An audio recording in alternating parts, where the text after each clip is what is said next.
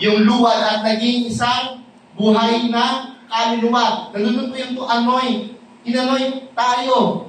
Tayo nung wala pa sa Panginoon, tayo patay pa. Hello? Patay pa tayo sa kasalanan. Ngunit kung tayo binuhay ng Espiritu ng Panginoon at talaga pong ang Panginoon Jesucristo, you are anoint. Inanoint na tayo.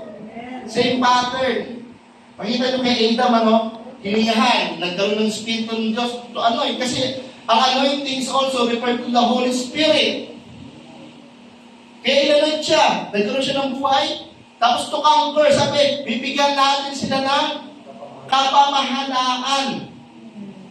To conquer and to have success, sabi, to have dominion over the fish and the birds of the air. Nakikita niyo po ba yun? Hello? Nakikita niyo po ba yung pattern ng pagiging blessed? Kaya po, destined to be blessed, hindi pa nililikha ng Diyos si Adam, ay nakaprepare na lahat ng bagay. Amen! Amen? Amen! Paano kaya in the beginning, God created man? Ano kaya itsura natin nun? Nakahangka. Di ba? Nung makita natin yung creation ng Diyos, in Genesis chapter 1, sabi doon, in the beginning, God created the heaven and the earth was void and no form. And the Spirit of God is upon the base of the deep.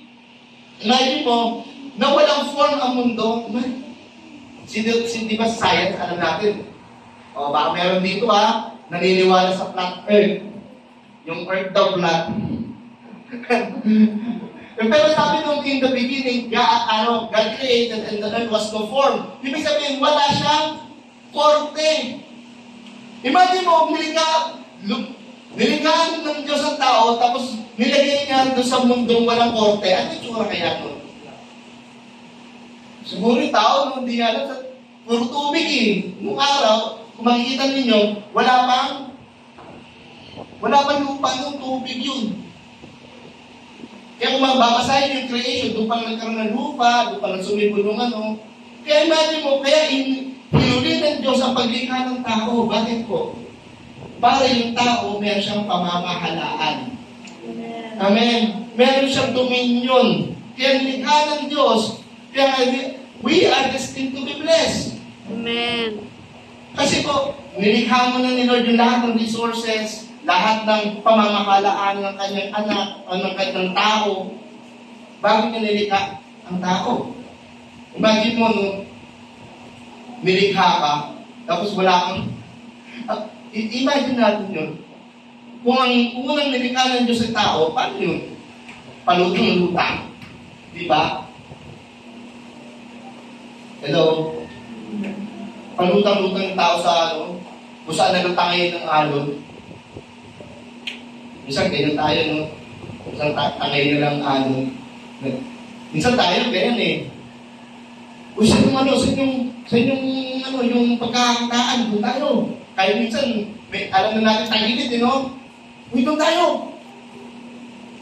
Kaya ang dami, investment scam. Di ba? Kung saan-saan na lang, parang gano'n. Wala, ito, baka dito tayo pagpulahin. Di sige, hindi mo na pinag-aralan kung ano, basta invest ka na ng invest. Hindi tayo gano'n, hindi tayo tinawag ng Lord sa gano'n. Tinawag tayo ng Lord para i-bless na, mismo to be blessed. Hello?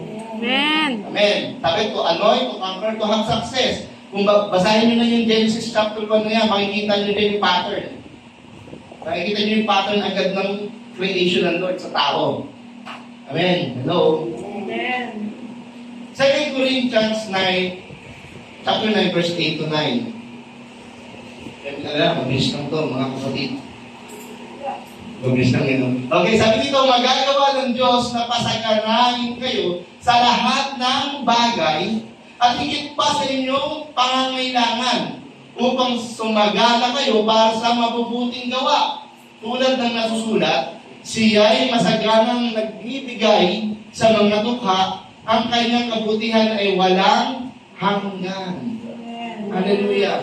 Sabi, magagawa ng Diyos na pasaganain kayo sa lahat ng bagay. Hindi lang sa isang bagay.